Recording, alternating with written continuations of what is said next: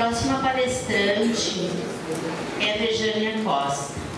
Ela vai falar sobre terapia reencarnacionista familiar. Rejânia Costa é psicopedagoga clínica institucional, psicoterapeuta reencarnacionista familiar, instrutora e palestrante. Para nós é um prazer tê-la aqui. Rejane, por favor.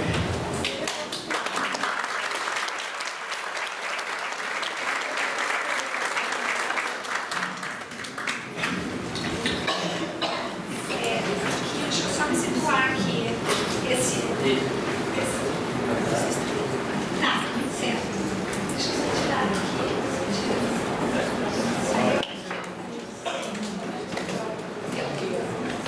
Bem, em primeiro lugar, uma boa tarde a todos. Dá um friozinho na barriga, começou a dar um friozinho na barriga. Você tinha falado desse friozinho. É um grande prazer. Eu estava comentando com a minha colega que eu, na verdade, eu não esperava que eu fosse palestrar num evento tão importante aqui em Caxias. Eu achei que eu ia palestrar, ser uma palestra menor. Então, realmente, muito obrigada, doutor Dorival, a esposa, e a todos vocês. Eu vou situar um pouquinho o que é a psicoterapia reencarnacionista. Eu vim falar hoje sobre psicoterapia reencarnacionista para a família. Como é que isso funciona? Qual é o alcance deste trabalho? Mas antes eu vou situar um pouquinho. Então, o que é a psicoterapia reencarnacionista? Tem mais algum psicoterapeuta reencarnacionista aqui? Ah, que legal, muito bom. Olha, não, mais uma. Aqui também, que legal. A Maria Cristina Navarro também.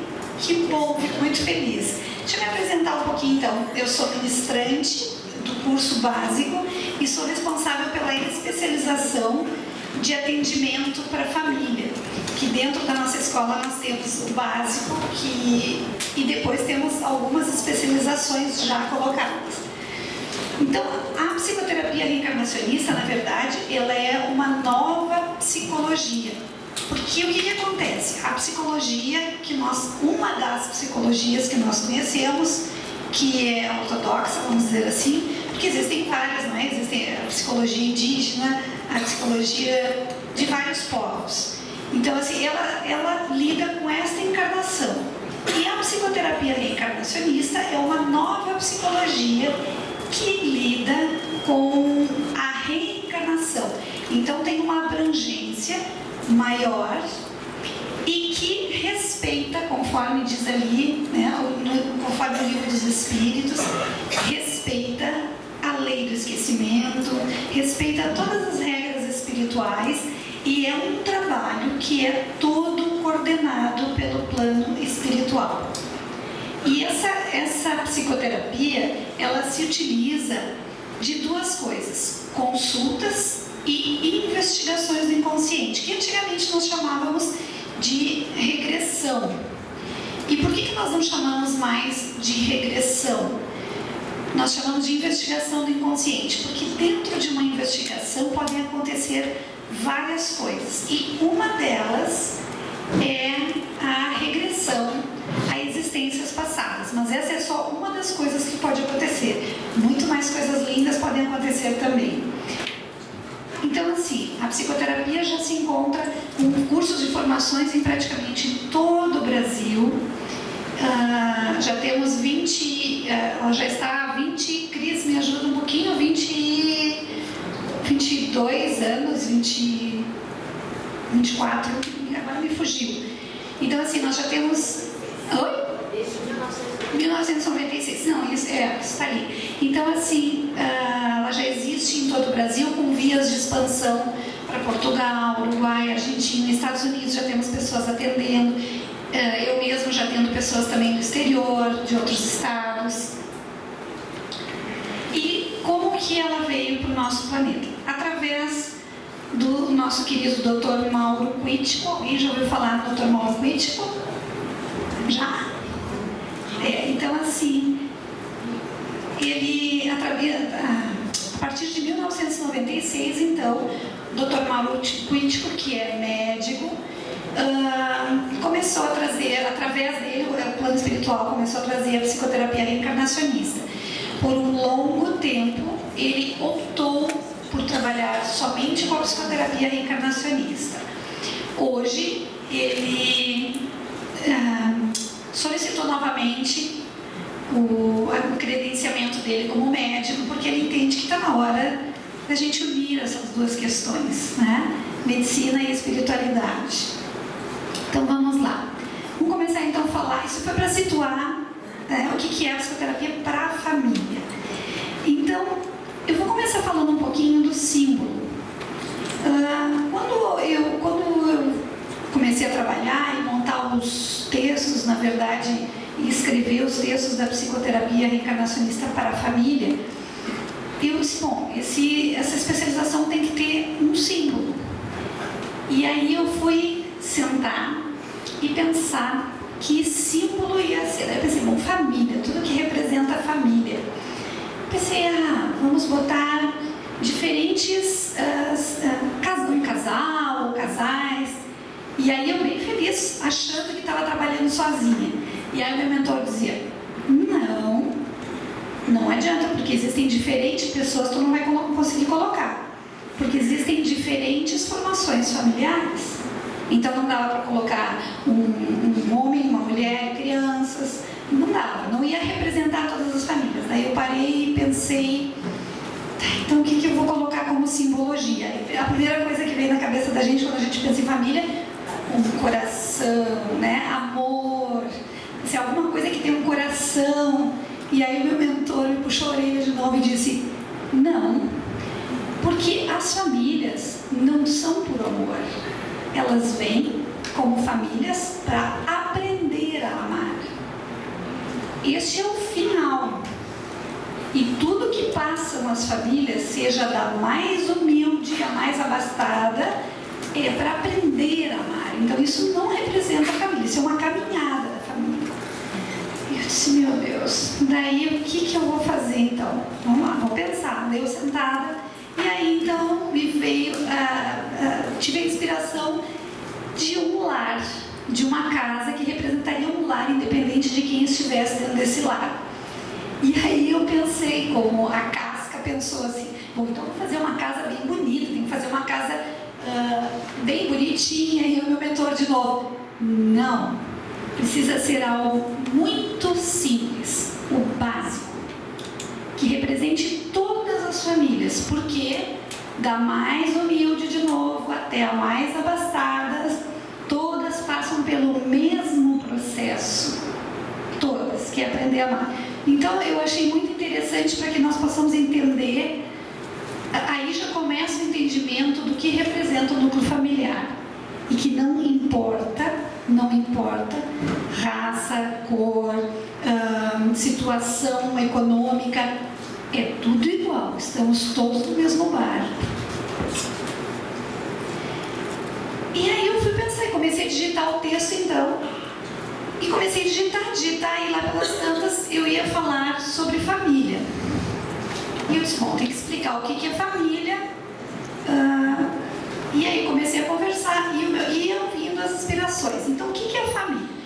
O núcleo familiar, na verdade, nós sabemos que ele é formado por vários espíritos que não estão à toa interligados. Na verdade, são vários espíritos que têm laços kármicos, como foi colocado no símbolo, né, de família.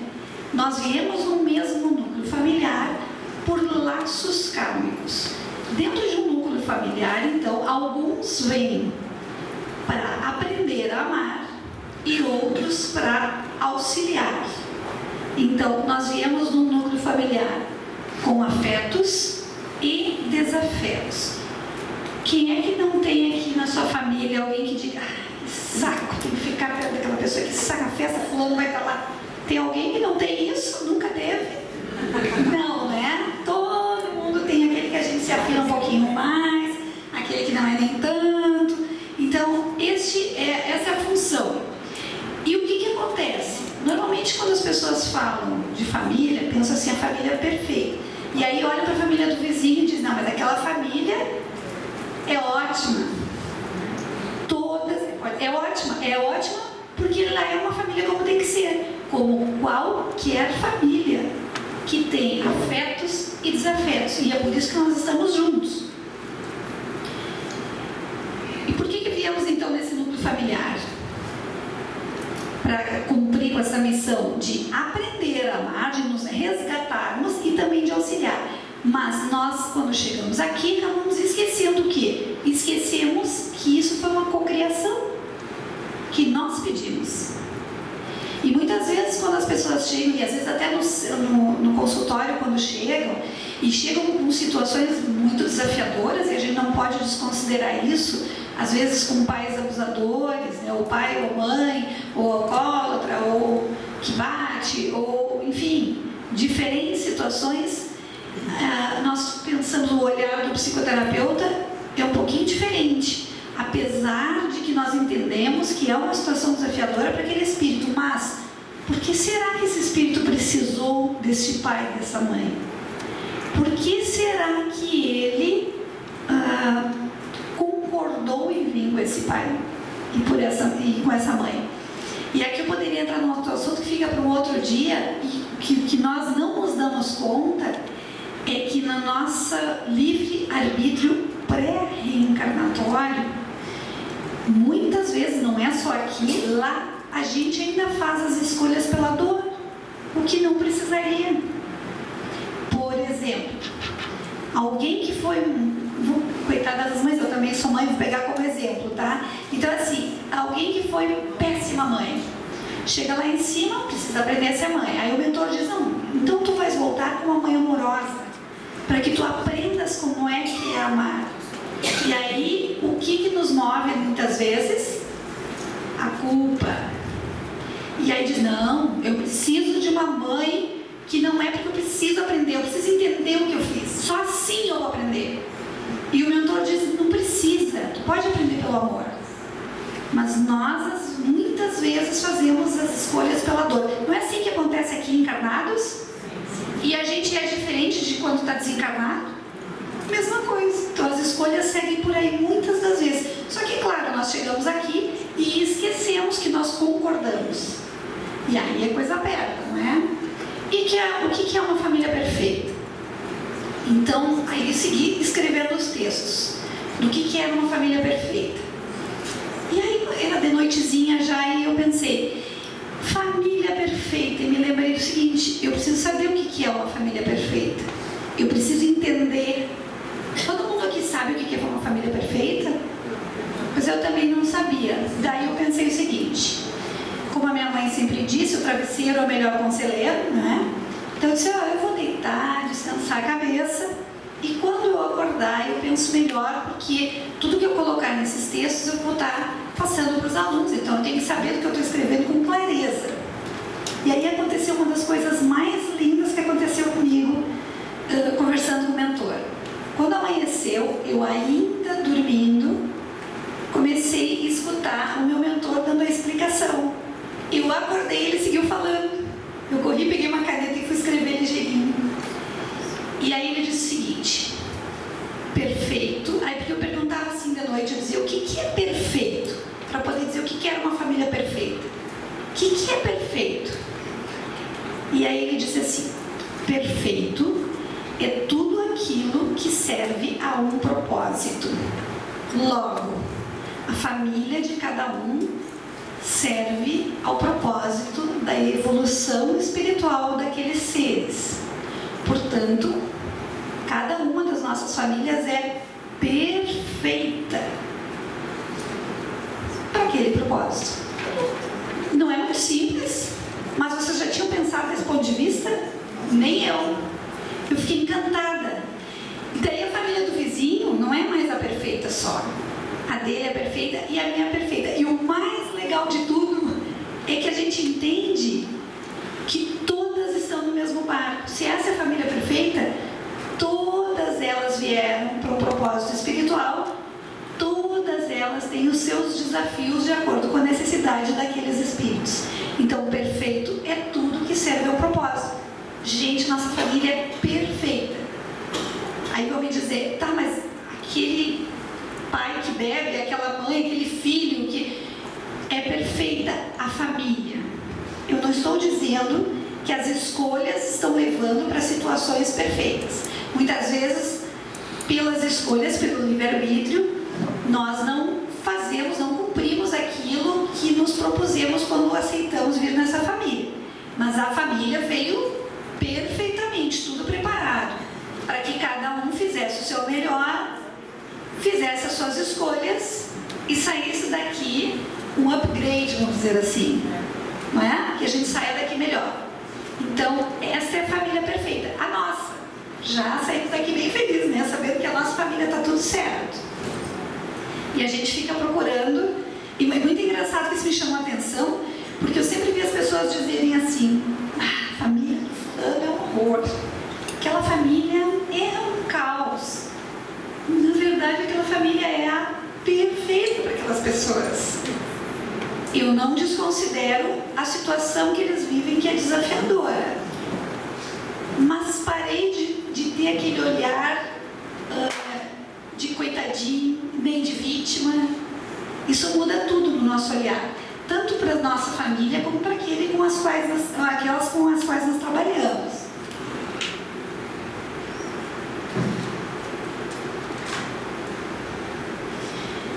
E ético atender vários membros, é ético atender vários membros de uma mesma família? Tem algum psicólogo aqui? Tem algum psicólogo? Tá. Me ajudem se eu errar. Para a psicologia ortodoxa, não é aconselhável, não é isso? Atender membros de uma mesma família. Para a psicoterapia reencarnacionista... Só um pouquinho, desde que isso não seja psicologia sistêmica. Ah, sim, tá. Mas digamos que tem uma linha que não aconselha. Tá. Então, dentro da psicoterapia, o que acontece? É uma visão espiritualista, é uma visão do plano espiritual. Como a nossa visão é de que todos que estão reunidos ali são espíritos e são envolvidos por laços kármicos, se nós conseguirmos atender uma família inteira, auxiliando com que eles se olhem, façam a sua reforma íntima, entendam a sua importância dentro daquele núcleo familiar, o seu papel e os seus aprendizados, o que nós vamos estar fazendo com essa família? Nós vamos estar fazendo com que eles acelerem o processo de evolução e, muito possivelmente, diminuam até a necessidade de tantas reencarnações dentro de um mesmo núcleo familiar. Então, para a psicoterapia reencarnacionista é mais do que aconselhável, porque o ponto de vista é outro. Por mais que cada um chegue no consultório e diga para nós, conte as suas mazelas, para nós que estamos escutando com o ouvido reencarnacionista, na verdade, nós não vamos tratar a situação, mas o porquê que ele precisou dessa situação, por que ele está inserido, o que isso desperta nele, quais são as inferioridades que saltam. Então, para a psicoterapia reencarnacionista, é aconselhável, não só é recomendado, como é aconselhável que quanto mais membros da mesma família se consiga trabalhar, mais rápido se consegue promover o entendimento e a evolução daquele núcleo familiar. Porque o ponto de vista é outro, não é? E como o tratamento, então, evolui para os outros membros da família? Aqui é só a título de curiosidade. O que acontece? Vocês vão ver, eu trouxe um caso para que eu vou passar rapidamente para que vocês possam entender um pouquinho melhor isso. É muito lindo, porque vai acontecendo de uma forma muito natural. Muitas das vezes, a maioria das vezes, chega por um dos membros da família trazendo uma situação. Existem várias formas de que isso se expanda. Uma delas é quando essa pessoa começa a se melhorar de tal forma que os outros começam a ficar intrigados e querem conhecer. Outra forma é que, às vezes, como profissional, por exemplo, se uma mãe ou um pai vem por uma situação de um filho, às vezes surge a necessidade de que nós falemos com os outros membros, ou com um ou com outro, em alguns momentos com mais de um. Então, como profissional, nós podemos fazer esse convite. E as coisas vão andando de uma forma fluida. E o mais bonito é quando as pessoas deitam para uma investigação e o próprio mentor manda o convite. mostremos aquela investigação para aquele membro da família. E aí aquele membro lê e já quer vir fazer parte do trabalho.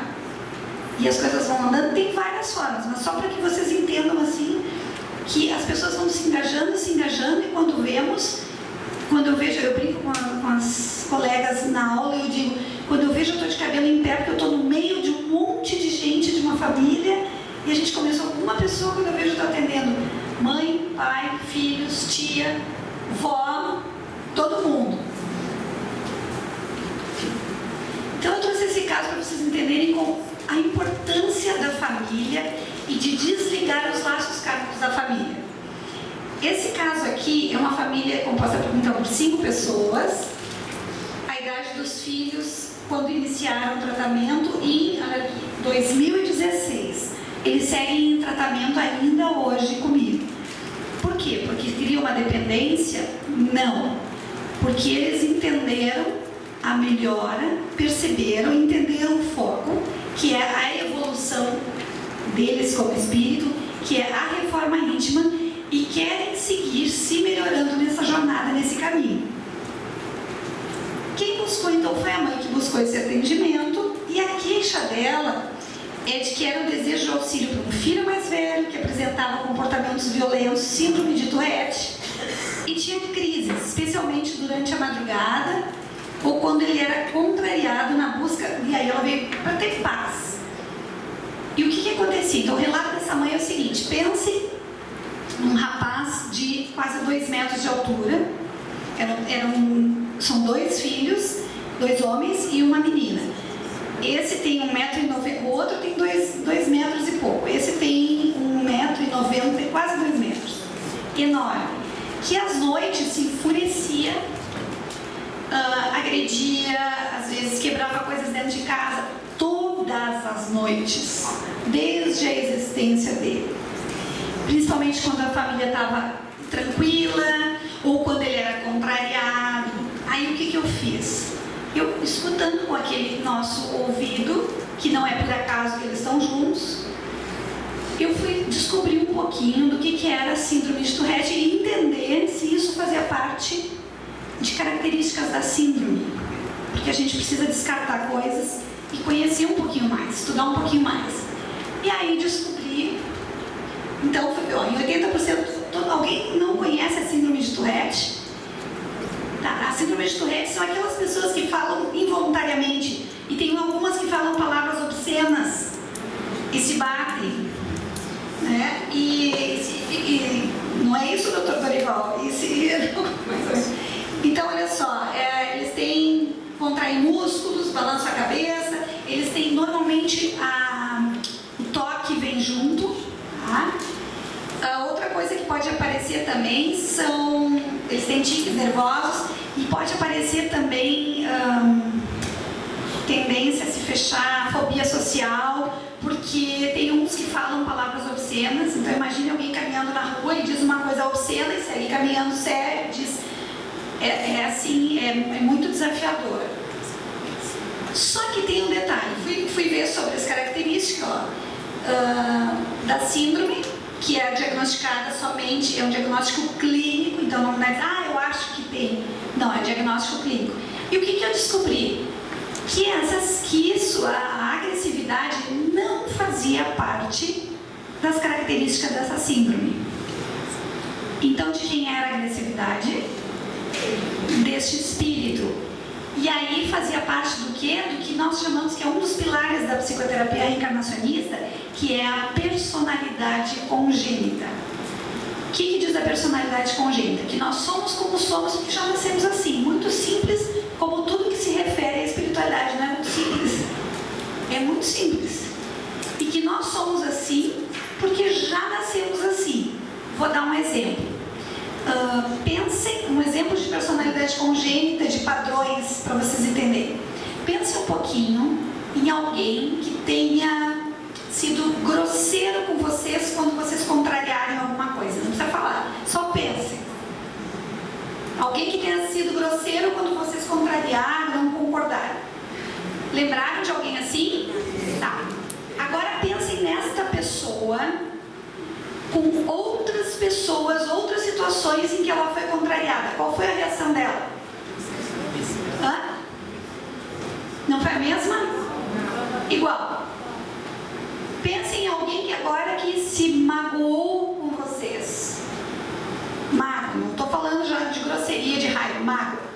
Pensaram? Pensem nessa pessoa com outras pessoas. Ela não se queixa muito de ter fulano magoou, de se magoar, não se magoou por toda hora? Ela é magoada. O que significa isso? Nunca é pessoal. A reação das pessoas não é pessoal.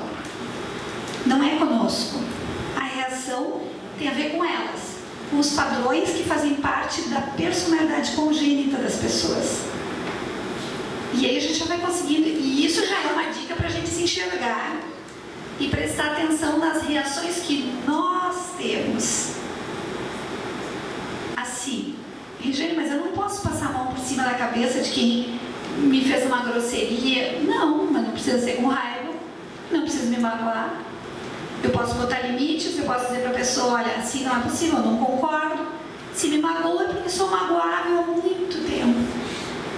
Se tenho reações agressivas é porque isso faz parte de mim, tenho que estar mais atento para isso e limpar isso. Então, as reações não são nunca pessoais, fazem parte disso. E esse menino trazia isso como uma das características fortes. Segundo a mãe, então, um dos grandes desafios da família era ele, né? A síndrome, que também apresentava, olha só que interessante, apresentava comportamento, muita agressividade, especialmente com o pai. Demonstrava como que um prazer em coordenar a família, criando conflitos todo o tempo, especialmente quando todos estavam tranquilos, iam dormir. E também apresentava um descontrole toda vez que era contrariado, que os desejos dele estavam acima de todos. Olhem só. E aí o que nós fizemos então? E é muito desafiador que a mãe dizia assim para mim, ela relatava assim, Regiane, eu amo meu filho, mas se eu pudesse fazer um clique e tirar ele, a existência dele da minha vida, é o que eu mais gostaria. Isso é muito forte escutar isso de uma mãe. E aí eu pensei, isso aí é coisa que já vem há muito tempo. Isso. E aí como é que foi então o tratamento? Inicialmente, na verdade aqui está escrito regressões, que hoje nós chamamos de investigações, tá? Então foram feitas investigações direcionadas para ele. E inicialmente foi direcionado para ele, onde apareciam situações muito pesadas de agressão dele, encarnações onde ele comandava barbárias. Mas pensem em barbárias. Do tempo dos vikings para trás, e ele era sempre o comandante. E em todas o plano espiritual informava que os membros da família faziam parte daquele contexto. Algumas vezes foram identificados pelos mentores para que pudéssemos compreender alguns comportamentos e sentimentos. Em várias encarnações, por ser o líder, seus desejos eram sempre atendidos. Como é que agora ele não ia ser atendido? Se ele sempre foi atendido. Olhem só que vem da personalidade congênita, não é? E aí, o que se faz com claro, ele tem acompanhamento com psiquiatra igual, mas nada resolvido. Conforme nós fomos fazendo as investigações, essas investigações, o que acontece? Quando se faz uma investigação do inconsciente, que é toda coordenada pelo plano espiritual, volto a dizer, nós não incentivamos o reconhecimento, só se os mentores falam. Nós não dizemos nunca quem é essa pessoa, ou volta aqui, vai ali, é só o que o mentor mostra. Então é todo o trabalho coordenado pelo plano espiritual. O que aconteceu? Conforme esses desligamentos, porque enquanto as investigações acontecem, ocorre o desligamento das situações de passado, que eles já têm o merecimento de desligar, porque estão impedindo a continuidade da sua evolução, e ao mesmo tempo a gente vai enxergando, o mentor vai mostrando a personalidade congênita da pessoa, que são os padrões repetitivos. Uma encarnação era assim, na outra repete, está igual agora ainda. Que daí durante as consultas nós vamos auxiliando a fazer o contrarraciocínio raciocínio, que é sair da versão da sua casca e passar a ver a sua vida do ponto de vista da espiritualidade, para poder fazer os entendimentos necessários e cumprir o que veio fazer aqui. Conforme foram ocorrendo essas investigações, ele foi se acalmando. E lembram que a mãe dizia que tinha vontade que ele sumisse? Em uma delas, inclusive, teve episódios de estar no comando e dela ter sido violentada por ele.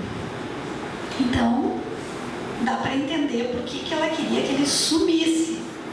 Não existe violentada, abusada. Isso, em outra encarnação lá atrás. Não, lá atrás. Mas dá para entender o que o espírito não tem consciência. Mas o que um espírito leva de uma encarnação para outra? Sentimentos, medos, traumas, fobias, não é isso? Então, ela estava... E vejam como a espiritualidade é tão perfeita que ele vir na posição de filho já é uma predisposição para auxiliá-la a aprender a amá-la. Então, tudo é desenhado perfeitamente pelo plano espiritual. Então, a continuidade do tratamento, passamos a delegar as escolhas dos atendimentos para o plano espiritual. Aí que entra, então, o atendimento de família. Quer dizer, já vinha. Mas o que acontece? Quando atendemos uma pessoa no consultório, nós direcionamos para aquela pessoa. A investigação vai ser feita para aquela pessoa. Quando é de família, nós entendemos lá neste trabalho que haviam laços muito fortes entre todos e que nós não temos condições de saber o que precisa ser desligado ou não. Nós não temos. Então, quem é que entende de tudo? Quem é que conhece toda a história desse grupo de espíritos? E quem é que sabe qual é o fiozinho que desliga o outro fiozinho, que vai afrouxando e que vai desmontando todos esses laços kármicos? Somente o plano espiritual. Então, nós passamos a delegar o comando de para quem seria para o plano espiritual, que é assim que se trabalha quando atendemos família. Nem para quem vai ser a investigação nós decidimos. Quem decide é o plano espiritual, quem serão os envolvidos naquela investigação. E aí começam a acontecer maravilhas. E qual é a diferença disso? Uma vez, esses dias, numa turma de especialização, um aluno me disse: Regiane, mas qual é a diferença? Se eu estou atendendo uma pessoa e o mentor sabe que ela tem um enrosco com a família, por que ele já não faz o desligamento? Poderia. Por amorosidade. Sabe por quê? Porque eles respeitam o livre-arbítrio como nenhum de nós consegue respeitar. Então, no momento em que ela vem e me diz: eu quero fazer uma investigação para mim, ok, eles vão mexer só naquilo que ela está autorizando. Agora, quando ela me diz: eu quero abrir para minha família essa investigação, ela está autorizando o plano espiritual a mexer em coisas que ela nem sabe que vão ser mexidas. Ou seja, topo tudo, ok, entreguei para vocês, vamos resolver o que tem que resolver. E aí começam a acontecer coisas fantásticas. Inclusive, Cris, se tu me permitir, Cris, relatando hoje na aula, que nós estamos em aula lá no espaço da Cris, e ela estava relatando que quando ela foi fazer a primeira investigação dela, enquanto estava, ela já começou a ver quando iniciou o processo, só que ela viu um pedacinho só. E que quando então foi direcionado e aberto para a família, ela disse que o telão então se abriu e ela começou a ver coisas que em outras investigações nunca tinham aparecido, né, Cris? É uma autorização que a gente dá para o plano espiritual a fazer o que precisa ser feito e não algo que nós queremos que seja feito. Então aí, a partir daí, as investigações inconscientes passaram a envolver sempre os membros da família. Algumas vezes uns, outras vezes todos, algumas vezes identificados e outras vezes ditos pelos mentores que não era necessário ou não era nem permitido identificar. E nós respeitamos. Não se pergunta. Que quando é para identificar alguém, para que nós entendamos o processo, eles fazem isso.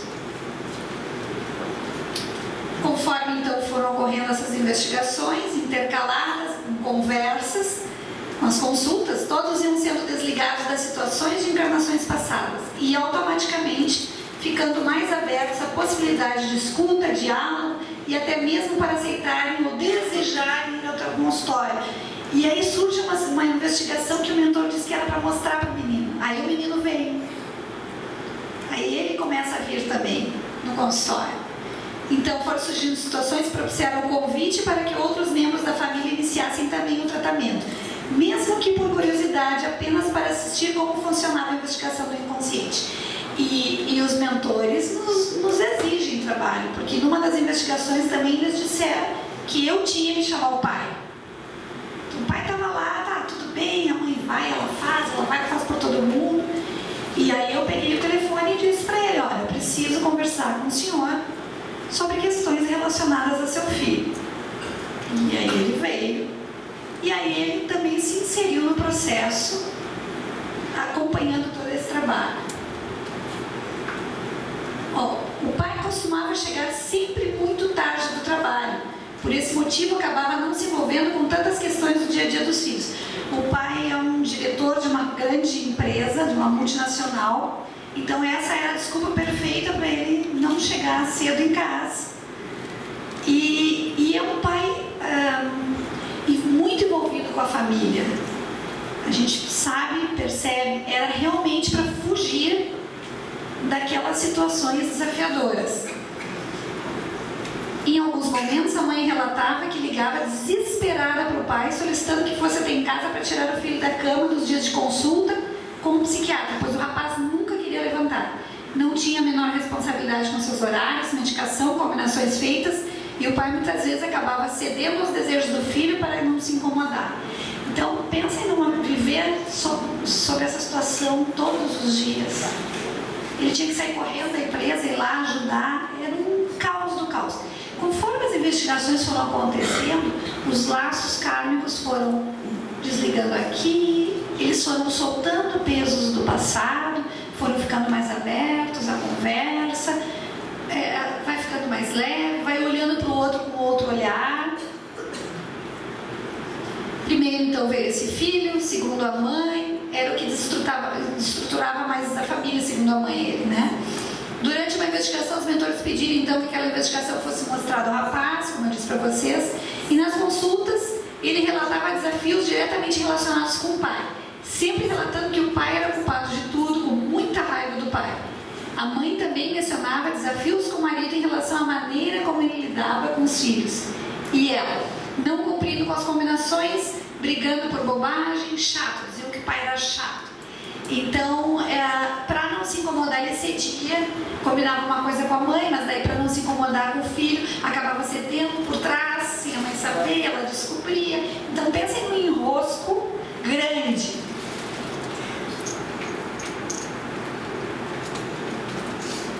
Juntas, então, chegamos à conclusão que seria importante que o pai viesse para uma consulta.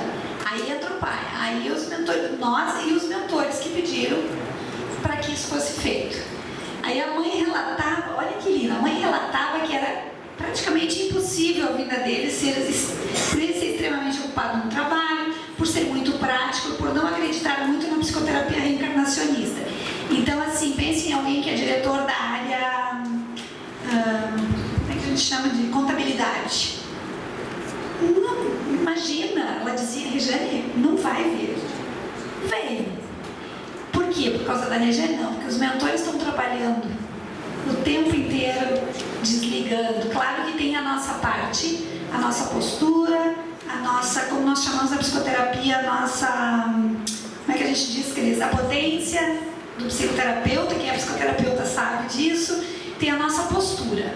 Mas, mais do que isso, tem o plano espiritual, observando quando nós estamos trabalhando na linha, conforme eles solicitam, então eles vão fazendo o trabalho e nos auxiliando, ou melhor, nós vamos auxiliando o plano espiritual. Após receber meu convite, o pai disponibilizou-se para ir até o consultório. Ocorreram consultas individuais do casal e com o filho. Então aí ocorreram consultas só do casal, onde fomos então vendo que existiam posturas que eles não conseguiam como o casal, que estavam olhando, puxando cada um para um lado. Então tinham várias questões dentro desse núcleo familiar, vejam só, de responsabilidade, porque assim, é muito fácil nós dizermos assim, nós somos todos, tudo bem, eu sou mãe, ele é meu filho, mas nós somos na verdade todos espíritos, somos todos irmãos. É uma verdade, não é? Muito bem. Só que não dá para usar isso para se eximir da responsabilidade da casca em que nós nos encontramos. Se eu estou como mãe, eu tenho responsabilidade como essa casca de mãe. Então não adianta eu dizer, não, meu filho, mas ele é um espírito, ele é meu irmão. Ele é um espírito, ele é um irmão. Mas aqui, nessa experiência encarnada, eu estou como mãe e tenho responsabilidades como tal.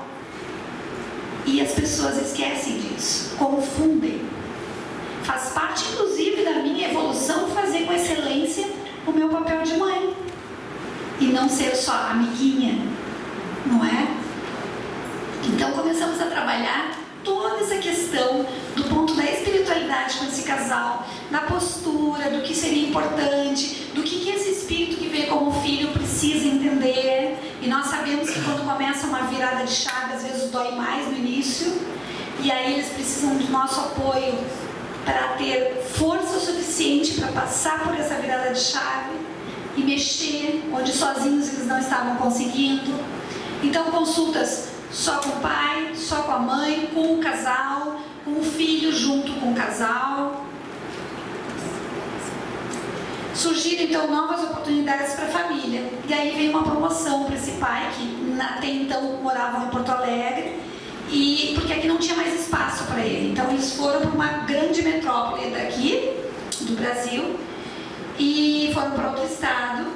E aí surge a possibilidade desse filho ficar aqui numa cidade mais tranquila, próximo a parentes, mas morando sozinho. Vocês conseguem imaginar aquele cara lá do início?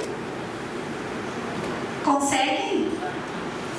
Aquele cara que batia no pai, que brigava, que não acordava, que não tomava medicação, que não fazia nada? Pois é, acabou concretizando-se tudo, mas ainda haviam coisas fortes entre pai e filho. Para minha surpresa, ainda para chave de ouro, o menino veio e diz para mim, o filho procurou-me, me ligou dizendo que ele queria fazer uma investigação para ele e para o pai, para que pudesse entender o porquê que ele tinha uma repulsa com aquele pai, que ele não queria mais ter repulsa pelo pai, que ele queria se dar bem com o pai. Pode isso? Pode. Você de arrepiar, né? Claro que levou um tempo todo esse trabalho, mas porque eu estava trabalhando com espíritos, eu não estava trabalhando com as cascas. A gente estava trabalhando com os espíritos, com auxílio, auxiliando os mentores, investigações, consulta. Aí os mentores mostram as investigações, desligam, e aí nas consultas a gente auxilia cada um fazer o seu papel como espírito, mas inserido na sua casca aqui. Gente, é lindo de ver. Olha, eu me empolgo, é muito lindo. E aí vem a mensagem Aí vem a mensagem da mãe. Querida Rejane, quero te contar que nesse domingo, daí já nessa outra cidade, eles foram, e esse menino, só para você saber, hoje ele mora sozinho, toma todas as medicações sozinho, faz a sua comida, ele vai ao médico sozinho. Estamos numa outra fase que é a busca do emprego para autonomia total financeira. Tá? Saíram de manhã, o pai e o filho, foram ao museu e depois passearam pela cidade. Almoçaram juntos, bem felizes. Ontem o pai foi a Porto Alegre trabalhar e o filho foi hoje para Porto Alegre. Ainda passarão o dia de hoje juntos por aí. Fiquei muito feliz por isso. Não podíamos nem se enxergar. Quantas encarnações essa família ia precisar para desligar desses laços kármicos, para entender tudo isso? Daí a mãe fez um outro depoimento. Meu filho estava com 18 anos, eu botei a data inicial errada, porque ele está agora com mais, ele está com 21 agora. Meu filho estava com 18 anos quando iniciamos a terapia reencarnacionista. Apesar de estar sempre em tratamento psiquiátrico com uso de medicação, ele continuava muito ansioso e agressivo com os familiares. Não respeitava ninguém em casa. manipulava situações gritando e tentando ou simulando crises as noites inteiras. Era algo insustentável. Hoje ele já está muito melhor, bem mais tranquilo, se responsabilizando sozinho por alguns compromissos, como consultas, medicação, manutenção de si mesmo e da casa. As crises de toque e Tourette diminuíram muito. Ele está refletindo sobre si mesmo e sobre os familiares e sua própria vida e valores. Percebo que a maturidade está aos poucos chegando. A família está muito melhor como um todo, estamos mais tranquilos, todos seguindo os seus caminhos, mas sempre unidos pelo amor e cooperação. Sabemos que ele está bem e quando nos reunimos é gratificante e prazeroso. Ele, apesar de ainda não aceitar perfeitamente as frustrações, já está sabendo lidar com isso e respeitando mais os familiares. Não parece que estamos falando da mesma pessoa, né? Como mãe, me sinto totalmente grata pela terapia reencarnacionista, porque a partir dela eu percebo que fomos conduzidos com amor a solucionar nossos maiores desafios. Muitas vezes estamos prontos para mudar para melhor, para evoluir, mas não sabemos como. Então a vida me deu este presente divino, essa terapia que nos ensinou. E o momento atual da família. O filho, então, apresenta o maior desafio dele hoje. Já passou, ele já tem carteira de motorista, é responsável pelas consultas, medicações. Próximo desafio, então, é a autonomia financeira. O filho mais moço ingressou na faculdade, também vai morar sozinho. A filha está muito bem com seus processos e agora, então, surge a necessidade do casal ajustar alguns aspectos relativos aos dois. Porque o fogo, o incêndio acabou, agora eles podem se olhar. O casal tem tempo para se olhar. Então agora nós estamos neste momento desta família. Eu quero só trazer para vocês uma mensagem que foi recebida nos grupos de investigação não pessoal que nós temos, que é o nosso trabalho de caridade, que foi no espaço da Maria Cristina Navarro, que é aqui de Caxias, em que fazemos investigações à distância por pessoas que autorizam e que solicitam. Então, algumas orientações dos mentores. Resgatar famílias desalinhadas, perdidas, desunidas e brigando. É através da família que as coisas irão se ajeitar. Mais família, menos violência. Mais família, menos droga. Mais família, mais amor. E nessa vibração todos serão beneficiados. O planeta inteiro será beneficiado. Alguns já encarnaram, outros estão por vir, aos poucos, em todos os lugares do mundo, para resgatar os princípios da família. Se não trabalharmos com as famílias, o problema volta. Deem tempo ao tempo, temos pressa, mas temos que fazer um bom trabalho para não nos perdermos. Hoje nós sairemos daqui com um novo olhar, eu espero, eu desejo a todos que saiam daqui com um novo olhar sobre as suas famílias, porque ela é o melhor presente. Nós buscamos trabalhar a espiritualidade nos centros espiritualistas, com as pessoas da rua, com caridade, doando, e não nos damos conta que o nosso melhor campo de trabalho é onde nós estamos inseridos, que é a família. Então essa eu quero mostrar no Espaço Oficina da Consciência de Caxias do Sul. É a primeira turma de especialização de atendimento. Caxias está sendo um dos pioneiros com essa especialização. Então aqui nós já temos pessoas habilitadas para trabalhar com família. Não que o básico não habilite, quem tem o básico habilita, mas a especialização nós sabemos que traz uma qualificação muito importante. Então ali o Espaço Oficina da Consciência. E aí, assim, para finalizar, antes de finalizar, quando eu estava apresentando esse trabalho num encontro nacional de psicoterapia que nós tivemos em Florianópolis, meu mentor disse assim para mim: estão faltando 2 slides. Eu vou me segurar para não me emocionar. E eu entendi, ele me explicou quais eram os 2 slides que faltavam apresentar.